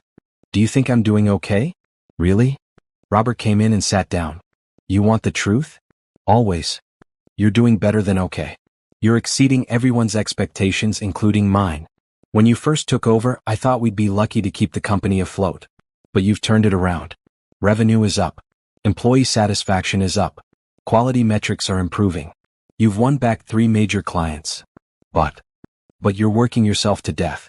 You're here before anyone arrives and you're here after everyone leaves. You skip lunch. You don't take breaks. This isn't sustainable. Simone sighed. I know. I just feel like I have so much to prove. To who? Everyone. The board. The employees. The clients. Everyone who thinks I didn't deserve this inheritance. Robert shook his head. Simone, listen to me. You've already proved yourself. Everyone who matters already sees that you've earned your position. The only person who still doubts you is you. Maybe. Not maybe. Definitely. You're an excellent leader. You're smart, fair, hardworking, and honest. Those are Harold's values, yes, but you embody them naturally. They're not borrowed. They're yours. Simone felt tears threatening again. She seemed to cry all the time these days. Thank you, Robert. I needed to hear that. Then hear this too. Go home. Get some rest. Come back tomorrow fresh. The company will still be here. She smiled. Okay. You're right. As she packed up her things, her phone buzzed. A text from Frank Morrison, the board chairman. Board meeting tomorrow at 10 a.m. Good news to share. Curious, Simone texted back. Can you give me a hint? You'll see. Just bring your smile. The next morning, Simone arrived at the boardroom at 9:30, giving herself time to prepare for whatever announcement was coming. The board members were all there early too, which was unusual, and they were all smiling. Good morning, Simone, Frank said warmly. Thanks for coming. Of course. What's the good news? Frank pulled out a folder. We just received this proposal yesterday. A major aerospace company wants to partner with us. They need high-precision bearings for a new aircraft project. It's a 5-year contract worth $28 million. Simone's eyes widened. $28 million? They specifically requested Bennett Manufacturing because they heard we'd return to our quality standards. They mentioned you by name, Simone. They said they were impressed by your personal oversight of projects and your commitment to excellence. This is incredible, Simone breathed. It is, Patricia agreed. This is the kind of contract that transforms a company. If we deliver on this, it'll lead to even bigger opportunities. There's more, Frank added. The board has been discussing your performance over the past 3 months. We're unanimous in our assessment. You've exceeded every expectation. You've saved this company from collapse and positioned it for growth. Thank you, but I had a lot of help. Let me finish, Frank interrupted gently. We want to make your position official and permanent. We're formally offering you the title of CEO, with a compensation package commensurate with that role. Simone was speechless. You've earned it, Patricia said. You're not chairman of the board as a courtesy anymore. You're the real leader of this company. It's time your title reflected that. I don't know what to say. Say yes, Robert said with a grin. He'd been invited to this meeting, apparently. Yes, Simone said, laughing and crying at the same time. Yes, absolutely yes. The board members applauded. Frank came around the table and shook her hand firmly. Welcome to the leadership team, CEO Bennett. Harold would be proud.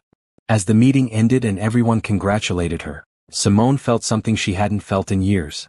Complete, genuine happiness. She'd done it. She'd proven herself. Not through manipulation or luck, but through hard work and integrity. Harold had been right about her. And now everyone else saw it too. That afternoon she called Thomas Patterson and told him the news. That's wonderful, Simone, he said warmly. You've come a long way from that basement, haven't you? I have. Thanks to Harold.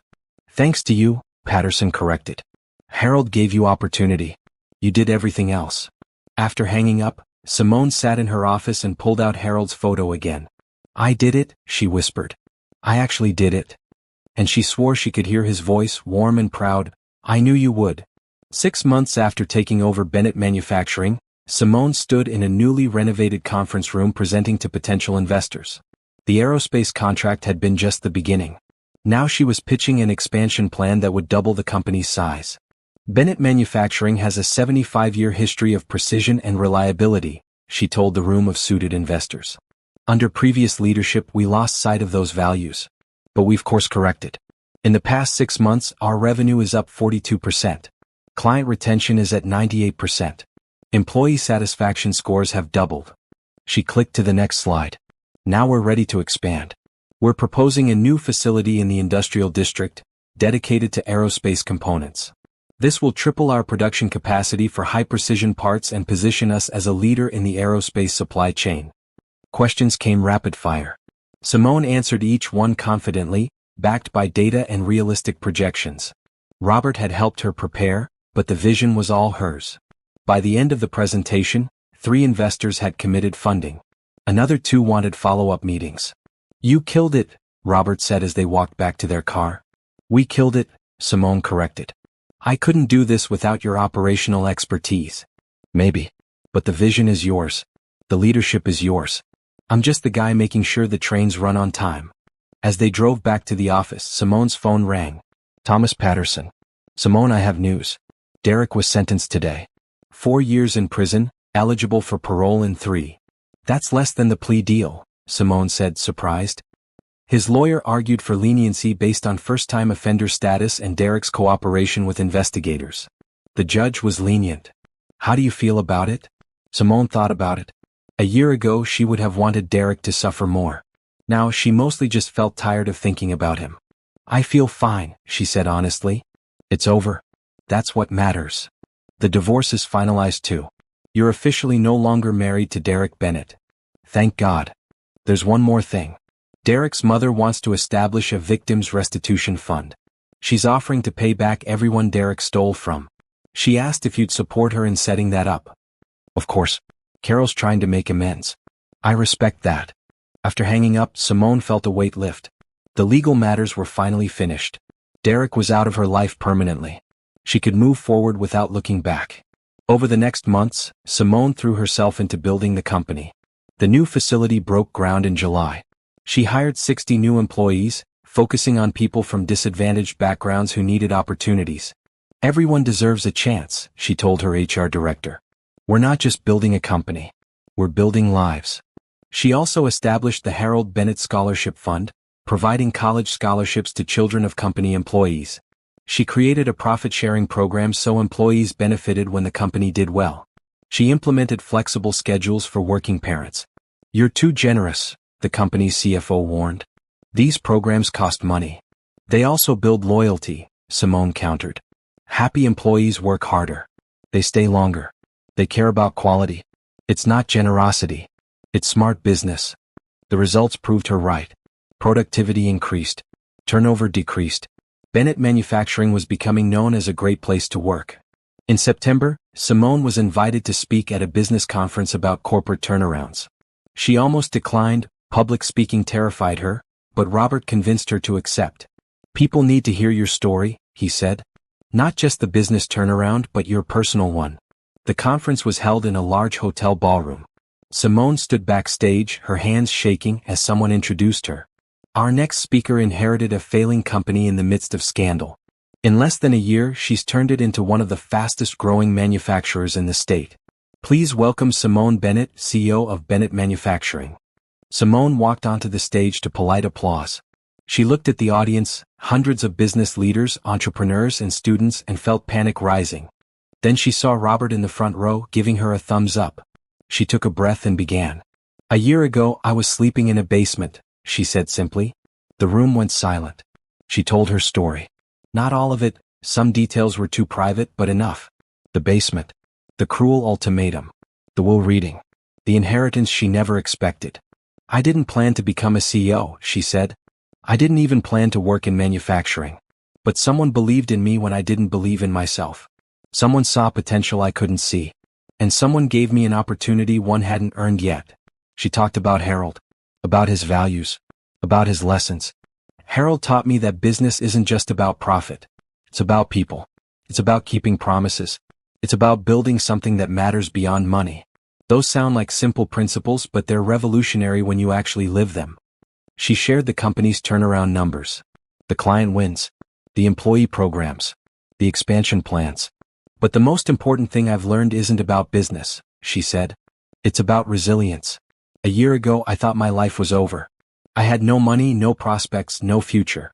I was about to be thrown out of my home with nothing. And I felt like a complete failure. Her voice grew stronger. But I wasn't a failure. I was just in a dark moment. And if someone had told me then what my life would look like now, I wouldn't have believed them. I couldn't have imagined this. She looked at the audience. If you're in a dark moment right now, if you feel like you've lost everything, if you think you'll never recover, I'm here to tell you that you're wrong. You can rebuild. You can reinvent yourself. You can create something beautiful from something broken. The applause started before she finished. It grew louder as she concluded her speech. People stood. The ovation lasted several minutes. Afterward, dozens of people approached her with questions and thanks. Young women especially, telling her their own stories of setbacks and struggles. You give me hope, one woman said, tears in her eyes. I'm going through a divorce right now. My husband is trying to take everything. I felt so powerless. But hearing your story makes me think I can survive this. You will, Simone assured her. You absolutely will. That night, Simone returned to her apartment. She'd bought a nice place downtown, nothing ostentatious but comfortable, and hers, feeling more confident than she'd ever felt before. She wasn't just surviving anymore. She was thriving. In October, the aerospace contract was completed ahead of schedule. The client was so impressed they immediately signed a second contract, this one for $35 million over 6 years. The board voted to give Simone a significant bonus. She accepted half of it and distributed the other half to the employees who'd worked on the project. You're supposed to keep that money, the CFO said, exasperated. I'm building loyalty, Simone replied. Besides, they earned it. In November, Simone attended a charity gala for children's hospitals. She'd bought a table and invited several employees and their families. She was standing by the bar, talking with Robert and his wife, when someone approached her. Simone Bennett? She turned and saw a man about her age, tall with kind eyes and an easy smile. He looked vaguely familiar. Yes. I'm James Rodriguez. I heard you speak at the business conference in September. Your story was incredible. Thank you. That's very kind. I wanted to introduce myself because I think our companies might work well together. I own Rodriguez Tech Solutions. We design software for manufacturing processes. I'd love to talk with you about how we might collaborate. They talked for 20 minutes. James was smart, passionate about his work, and genuinely interested in what Bennett Manufacturing was doing. He asked thoughtful questions. He listened to her answers. I'd definitely like to meet, Simone said, exchanging business cards with him. Call my office and we'll set something up. I will, James promised. Then he paused. Can I say something that might be inappropriate? Simone braced herself. Here it comes. The assumption that she didn't earn her position. Your transformation is inspiring, James said. Not just the business turnaround but your personal journey. My mother went through something similar, an ugly divorce, lost everything, had to rebuild. She eventually started her own business too. So hearing your story reminded me of her. It reminded me that people are stronger than they think. Simone relaxed. Thank you. That means a lot. Over the next weeks, Simone and James did meet to discuss business collaboration. Their companies ended up partnering on a project to streamline Bennett Manufacturing's inventory systems. The partnership was successful. But something else developed too. A friendship. Then more than friendship. James asked her to dinner in December. Not a business dinner. A real date. Simone almost said no. She wasn't ready. Her divorce was barely final. She had so much going on with the company. But Robert's words echoed in her head. The only person who still doubts you is you. I'd like that, she told James. The date was wonderful. James was funny, respectful, and genuinely interested in getting to know her. He asked about her life but didn't pry into painful subjects. He shared his own story, a divorce 3 years earlier, no children, focused on building his company since then. I'm not looking for anything serious right now, Simone told him honestly at the end of the evening. Neither am I, James said. But I'd like to see you again. If you're interested. She was interested. They started dating casually. Dinner once a week. Movies occasionally. Nothing intense.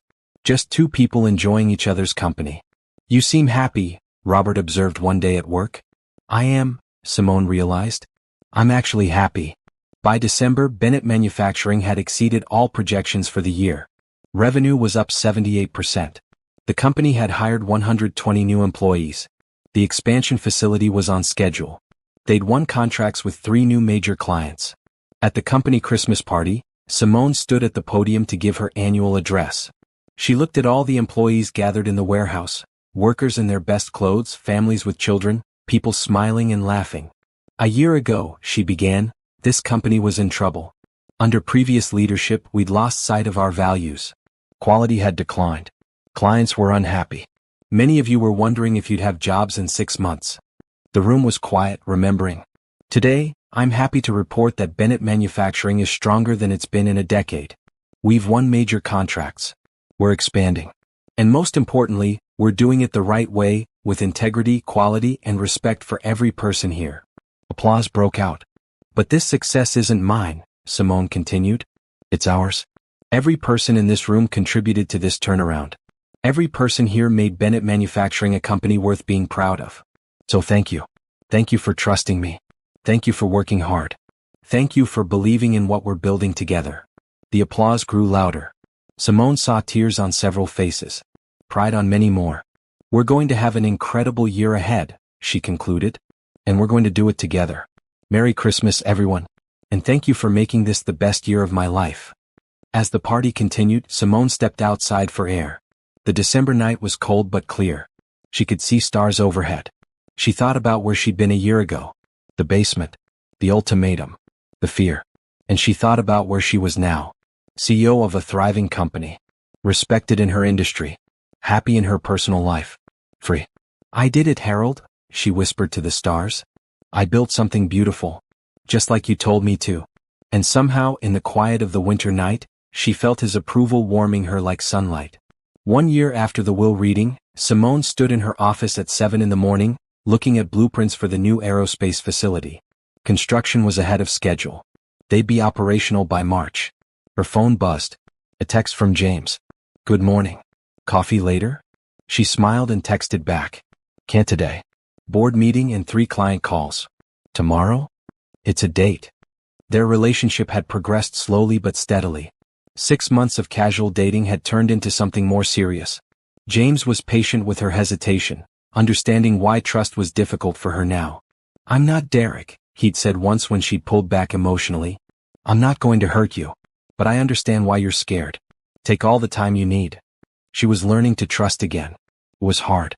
But James made it easier. The board meeting started at 9. Frank Morrison called it to order and immediately turned to Simone. Before we begin regular business, I want to acknowledge something significant. Today marks exactly 1 year since Simone took over leadership of this company. In that year, Bennett Manufacturing has achieved the following. He pulled up a presentation. The numbers were staggering. Revenue up 94%. Client retention at 99%. 12 new major contracts. 180 new employees hired. New facility under construction. 0 safety incidents. Employee satisfaction scores increased by 150%. These numbers speak for themselves, Frank said. But numbers don't tell the whole story. Simone hasn't just saved this company. She's transformed it. She's built a culture of integrity and excellence. She's made Bennett Manufacturing a company people want to work for and do business with. Patricia spoke up. I was skeptical a year ago. I'll admit that. I didn't think someone without manufacturing experience could lead this company. I was wrong. Simone has proven that good leadership transcends specific industry knowledge. She has vision, integrity, and the ability to inspire people. Those qualities matter more than technical expertise. The other board members nodded in agreement. Therefore, Frank continued, the board has voted unanimously to extend Simone's contract as CEO for another 5 years. We've also approved a significant equity increase and a compensation package that reflects the value she's brought to this company. Thank you, Simone said, genuinely moved. Thank you all for believing in me, for guiding me, for supporting me when I made mistakes. You've made remarkably few mistakes, Robert pointed out. And when you have, you've corrected them quickly. The rest of the meeting focused on future plans. The expansion. New markets. Strategic partnerships. Simone listened and contributed, still amazed sometimes that this was her life now. After the meeting, she returned to her office and found an envelope on her desk. Inside was a newspaper clipping. A small article about Derek's release from prison. Derek Bennett, former vice president of Bennett Manufacturing, was released on parole yesterday after serving 18 months of a 4-year sentence for embezzlement. Bennett declined to comment to reporters. 18 months. Derek was out already. Simone felt a moment of anxiety. What if he tried to contact her? What if he caused trouble? Then she remembered something Harold had written in one of his letters. Don't let Derek take up space in your mind. He doesn't deserve that real estate. She threw the clipping in the trash. Derek was out of prison, but he was also out of her life. Whatever he did next wasn't her concern. Her phone rang. Thomas Patterson. Did you see the news about Derek? He asked. Just read about it. He's not allowed to contact you. That's part of his parole conditions. If he tries, call me immediately. I will. But honestly, Thomas, I don't think he will. Derek's ego won't let him face me. He'd rather pretend I don't exist. You're probably right. Still, be cautious. After hanging up, Simone got back to work. She had a client presentation to prepare, a hiring decision to make, and a meeting with the architect about the new facility. At lunch, Robert knocked on her door. Got a minute? Of course. He sat down looking serious. I wanted to give you a heads up. I got a call from a reporter today. She's doing a story on corporate turnarounds and she wants to interview you. What did you tell her? That I'd pass along the message. But Simone, you should know she specifically asked about Derek. About the inheritance. About the criminal case. This wouldn't be a puff piece about business success. It would dig into the personal drama. Simone considered it. A year ago she would have refused immediately. The thought of people knowing her story, judging her situation, would have been mortifying. But she'd given that speech at the business conference. She'd shared her story publicly. And the response had been overwhelmingly positive. Tell her I'll do it, Simone said. But on my terms. I'll talk about the business turnaround. I'll talk about Harold's mentorship. I'll talk about rebuilding my life. But I won't trash Derek. And I won't discuss details of the marriage that are private. Are you sure? This will make you even more visible. I'm sure. My story might help someone else who's going through something similar. That's worth the discomfort. The interview happened 2 weeks later. The reporter was fair and respectful. The resulting article, published in a major business magazine, was honest but kind. It focused on resilience, reinvention, and the power of mentorship. The headline read, From Basement to Boardroom, How Simone Bennett Rebuilt Her Life and Saved a Company. The article went viral. Simone received hundreds of emails and messages from people sharing their own stories of setbacks and comebacks. Several universities invited her to speak. A literary agent contacted her about writing a book. You're becoming famous, James teased one evening over dinner. That's not what I wanted, Simone said. I just wanted to save the company. Too late now. You're an inspiration. I'm just someone who was given an opportunity and worked hard. James reached across the table and took her hand. You're someone who survived betrayal and transformed pain into purpose. That's not just anything. That's extraordinary. Simone squeezed his hand, grateful for his support. In March, the new aerospace facility opened. The ceremony was attended by company employees, board members, city officials, and representatives from their major clients. Simone cut the ribbon and gave a speech about Harold's vision and values. This building represents more than expansion, she said. It represents commitment to quality, to our employees, and to the future. Harold would be proud of what we're building here. After the ceremony, as she toured the new facility with various guests, someone approached her that she hadn't expected to see. Carol Bennett, Derek's mother. Simone, Carol said quietly. I hope it's okay that I came. I saw the announcement in the paper. Of course it's okay. How are you? I'm well. I wanted to see what you've done with Harold's company. It's impressive. They walked together through the facility, Carol asking intelligent questions about the operations. It was clear she understood manufacturing. She'd been married to Harold for 15 years after all, before their divorce. Harold would be very proud, Carol said finally. You've exceeded even his expectations, I think. Thank you. That means a lot. Carol hesitated, then asked, Have you heard from Derek? No. And I don't expect to. He's working at a warehouse now. Loading trucks. It's hard for ex-convicts to find good jobs. Simone felt a pang of sympathy but also resolve. I'm sorry his life is difficult. But those are consequences of his choices. I know. You don't owe him anything. I just thought you'd want to know he's employed. He's trying to put his life back together. I hope he succeeds, Simone said honestly. I don't wish him harm. I just don't want him in my life. I understand. And I respect that. They parted cordially and Simone felt closure. Even Derek's mother acknowledged that Simone had been right. That was enough. In April, James asked Simone to go away with him for a long weekend.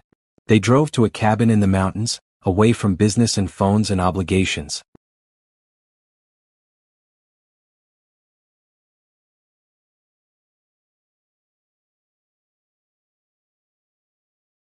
On Saturday evening, sitting by a fire, James turned to her with a serious expression. "I need to tell you something," he said. Simone's heart sank. Here it comes. The revelation that he's married or has some secret, or wants to break up. "I'm falling in love with you," James said. "Actually, that's not accurate. I've already fallen. I'm in love with you." Simone stared at him, speechless. "I know it's only been 6 months," James continued. "I know you're still healing from everything that happened. I'm not asking you to say it back. I'm not pressuring you for anything. I just needed you to know. Because I don't want to hide how I feel." Simone felt tears welling up. But these were good tears. Happy tears. "I'm scared," she admitted. "I'm scared of trusting someone again. Of believing someone loves me and then finding out it's a lie." "I know," James said gently. "And I don't blame you for being scared. Derek did real damage. But Simone, I'm not Derek. I don't want your money, I have my own successful company. I don't want to control you, I admire your independence. I just want to be with you. To support you. To build a life with you if you'll let me." She looked at this man who'd been patient with her walls, understanding of her fears, respectful of her boundaries. This man who'd never pushed, never demanded, never made her feel less than. "I'm falling in love with you too," she said quietly. "It terrifies me. But it's true." James pulled her close and they sat by the fire for hours talking about the future. About hopes and dreams. About building something together. "I don't want to rush anything," Simone said. "I need to take this slow." "We'll take it as slow as you need," James promised. "I'm not going anywhere." By summer, Bennett Manufacturing had secured 2 more major contracts.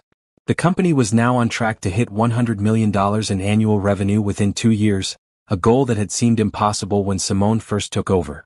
She hired a chief operating officer to handle day-to-day operations, freeing herself to focus on strategy and growth.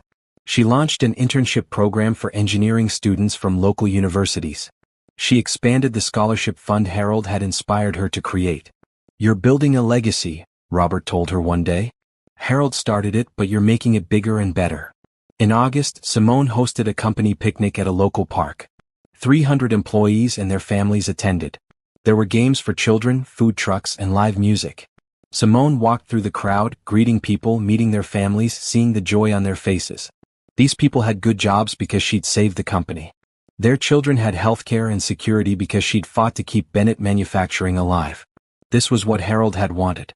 Not just a successful business but a company that improved lives. A company that mattered to the community. As the sun set and families packed up to leave, a woman approached Simone. She was one of the factory floor workers, relatively new to the company. "Mrs. Bennett, I just wanted to say thank you," the woman said. "I was unemployed for 2 years before I got this job. I have 3 kids and I was about to lose my apartment. This job saved my family.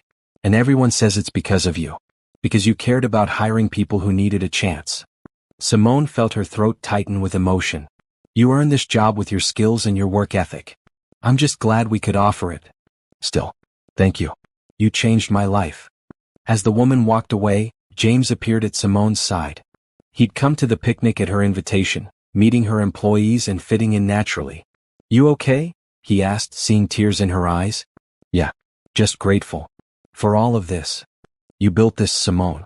You should be proud." "I am proud. But I also know I didn't do it alone. Harold gave me the opportunity. Robert taught me operations. The board guided me. The employees did the actual work. I was just the leader. The one who set the direction." "That's not just anything," James said. "Leadership matters. Vision matters. You provided both."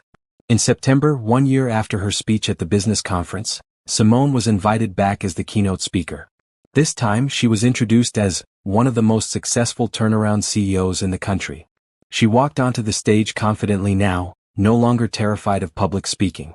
2 years ago, I was sleeping in a basement," she began. The familiar opening.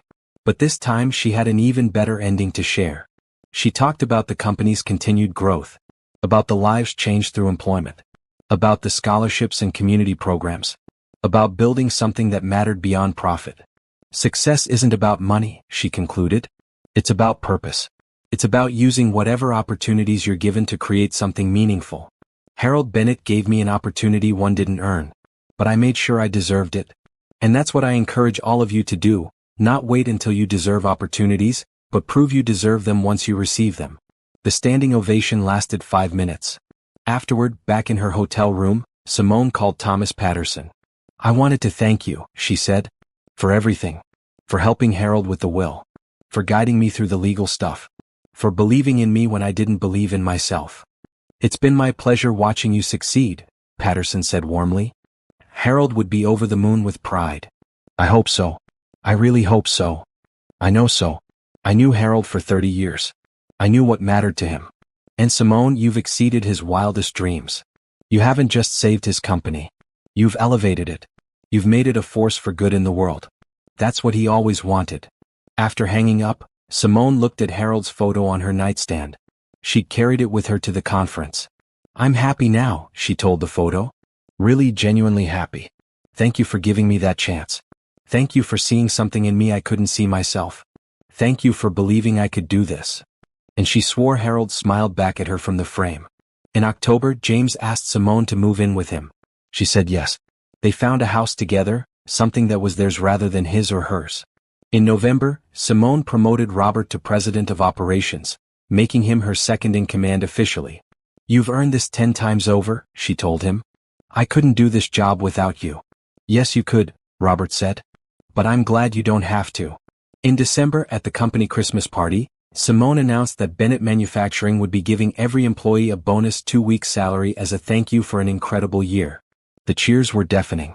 As the party wound down, Simone found a quiet corner and looked out at the celebration. Employees dancing with their families. Children laughing. People happy and secure and proud of their work. 2 years ago she'd had nothing. No money, no home, no future. Now she had everything that mattered. A thriving company. A loving relationship. A sense of purpose. Respect from her peers. The satisfaction of building something meaningful. Derek had tried to destroy her. Instead, he'd freed her. The basement had been rock bottom. But hitting rock bottom had given her a foundation to build on. And what she'd built was better than anything she'd had before. James appeared with 2 glasses of champagne. "Toast?" he asked. "What are we toasting?" "To justice. To Harold. To you. To the life you deserved all along." Simone clinked her glass against his. "To the life I deserved," she agreed. And as she drank, surrounded by the company she'd saved and the life she'd built, Simone felt complete peace. She'd survived betrayal. She'd faced her fears. She'd proven herself. And now, finally, she was living the life Harold had always known she could have. The life she truly deserved.